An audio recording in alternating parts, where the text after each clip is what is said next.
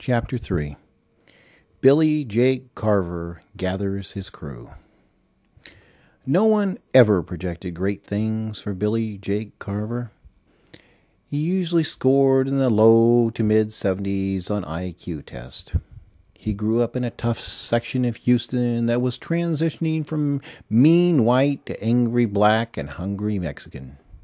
His mother had been labeled special needs, and it was unclear if his father was Joe Wayne Carver or Larry Joe Carver, a protective sibling who agreed to look after his big brother's bride immediately after the elder Carver was booked on murder charges. Billy Jake Carver displayed anger issues from an early age. Given that he was unusually large for his age, he was frequently called a bully.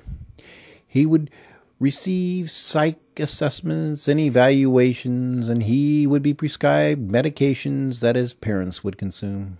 Given his bulk, other kids often fought with him, and Billy Jake Carver did not usually have the agility or finesse to defend himself.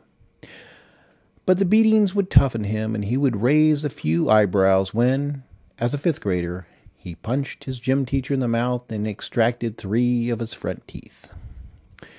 The assault would introduce Billy Jake Carver to the criminal justice system, and the relationship would endure longer than most Houston marriages.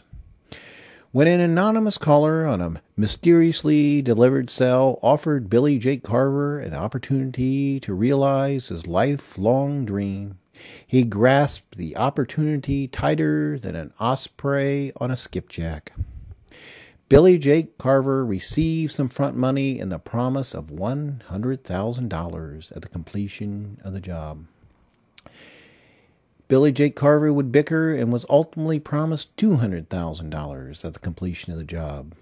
The Clint Eastwood voice agreed to the change of terms and commended Billy Jake Carver for his bargaining skills. 2 days later, Billy Jake Carver received a portable computer loaded with Home Invader, an interactive first-person shooter game that allows players to enact the part of armed robbers. The popularity of this game stemmed from features which allow the user to plug in coordinates of actual homes using maps and satellite images available from the internet. Just type in an address and the user would be linked to a satellite image of the house and lot, a road map, street view, probable doors and egresses, as well as access to information about adjoining properties. Home Invaders was also available in a deluxe edition that scanned city and county records concerning building permits, property tax, realtor files, and so on. In this particular circumstance, someone had entered the property of the target in question, a confidential informant named James Charles Pierce at 155 Beak Pike in Olive Branch, Mississippi. A 3-year-old realtor sales package popped on the screen. Dozens and dozens of pictures. 3 doors, front, side, and sliding patio door and back. Location of master bedroom, possibly crucial because Billy Jake Carver was under strict orders to leave James Charles Pierce's wife and 3 daughters unharmed. The long, straight driveway that ran up the right side of the house, the elevated foundation, the hedge that divided the property on the right side with the Huffs, the unfenced property on the left, the short backyard divided by a high fence with the Joneses to the east. And the proprietor who plied Billy Jake Carver with Home Invaders Deluxe also provided him with additional information. James Charles Pierce was a certified Rottweiler breeder and kept at least 2 adults in his enclosed backyard at all times. His neighbor to the south, Blanchard Huff, was a game warden and was certainly armed. James Charles Pierce had a wife and 3 daughters, aged 11, 9, and 7. It was re-emphasized that they were off limits. The administrator also included a GPS device, a hearty supply of Provigil, fake license plates, and fake registration. There was a message on voicemail where a Clint Eastwood emulator stated that Billy Jake Carver could choose to receive a cache of weapons and be charged a fee to be deducted from his final payment, or he could procure his own weapons. Billy Jake Carver chose to exercise the latter option. Weapons were cheap and plentiful in his world. His next order of business was rounding up a crew. Billy Jake Carver realized he had an image problem. He didn't read well, and some people thought less of him for that. He would painfully learn that in criminal circles a stupid label can stay with a man for a long time. But Billy Jake Carver did not think of himself as stupid. What he lacked, the natural speed, he compensated by working hard and narrowing his focus.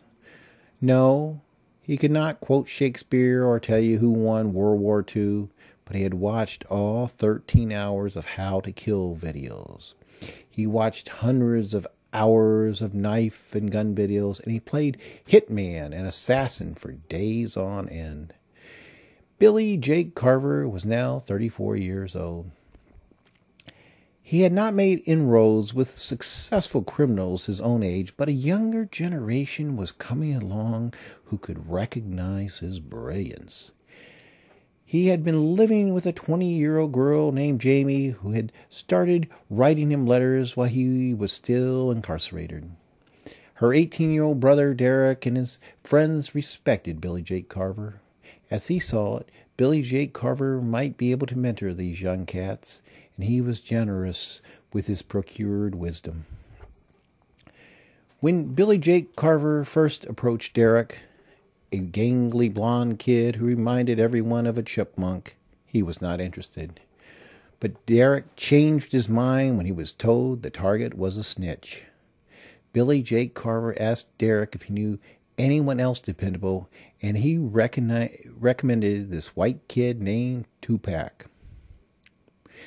Billy Jake Carver did not much like wiggers or wannabes, but he trusted Tupac and asked Derek to approach him. Tupac said yes before Derek could mention compensation. His only stipulation was that they include his friend, an obese white kid who called himself Ziggy. The crew was set. After years of struggle, fate turned on a dime. Billy Jake Carver had found Jamie, and in another month, she would make him a daddy. Then, an employer appeared out of the blue. Days later, he had a crew and some pocket money. The crew instantly bonded around Home Invader Deluxe Pierce Edition. They put in a weekend marathon fueled by pizza and energy drinks. As conditions of parole, Billy Jake Carver reported to work at the loading dock on Monday. The crew met at the end of his workday to hammer out a strategy. It was decided by Billy Jake Carver that the 4-man crew would consist of a driver and 3 shooters, all dressed in police coveralls. Shortly after dusk, the driver would drop off the 3 shooters and hover in the general area until the job was completed. Shooter C would position himself near the driveway that ran up the right side of the house on the south property line.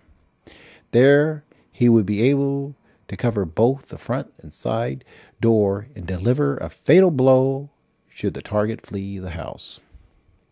Meanwhile, Shooter A and Shooter B would enter a gate at the rear of the house. Shooter A would eliminate the Rottweilers with a silenced .25 caliber pistol. Shooter B would enter the house through the patio door. If the door was locked, he would knock out the glass with the ball-peen hammer and jump inside. Shooter B would yell, "Police! Everyone down!" At that point, Shooter A would follow Shooter B into the structure. They would both announce that they had a warrant for James Charles Pierce. When Pierce identified himself, they would order him to the ground. As Shooter A summoned the driver on the cell, Shooter B would prepare to pull the trigger. Shooter A would then notify Shooter C via cell to prepare to retreat. When the driver called Shooter A to announce that he was approaching the driveway, Shooter A would say, "Roger." He would then nod at Shooter B and a fatal shot would be delivered. The two gunmen would then flee through the patio door they had entered so as to not draw fire from Shooter C. They would rendezvous in the getaway car and take back roads all the way home to Texas in a provincial marathon.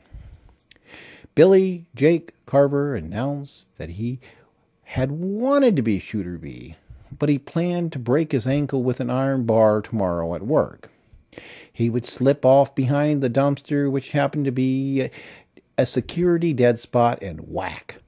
With the broken ankle, he would be able to take off work to go to Mississippi, but he would have to be the driver.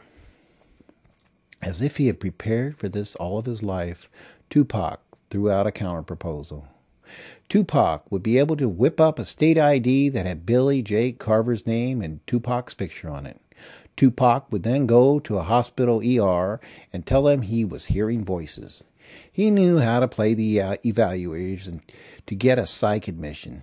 The facility would send a "to whom it may concern" letter to Billy Jake Carver's employer.